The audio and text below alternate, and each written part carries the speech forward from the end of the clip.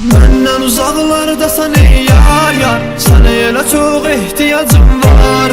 Bu dünya mənim başıma dar. Senden ayrı, senden ayrı, senden ayrı, senden ayrı.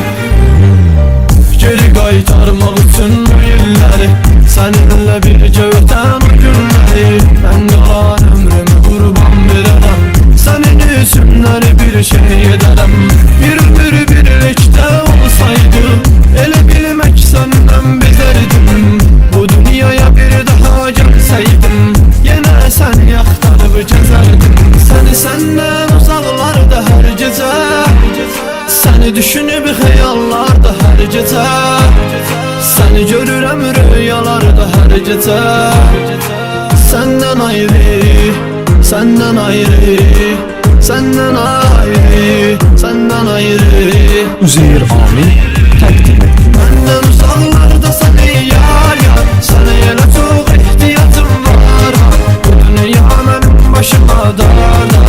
Səndən ayrı, səndən ayrı, səndən ayrı, səndən ayrı. Məndən uzaqlardasan ey yar, sənə elə çox ehtiyacım var. Bu dünya mənim başıma dar. Səndən ayrı, səndən ayrı, səndən ayrı, səndən ayrı.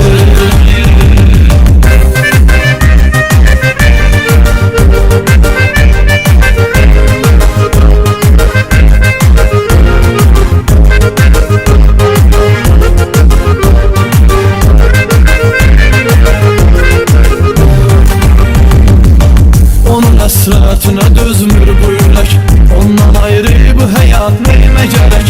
Hər bir şey onunla gözəl idi, o mənə hər kəsdən özəlidir. Sən gedən yollara həsrətlə baxıb, dönəcəksən deyə yar gözləyirəm.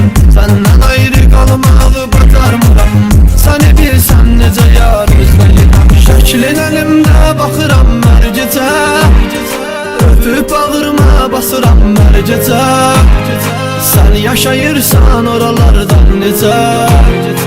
Məndən ayrı, məndən ayrı, məndən ayrı, məndən ayrı.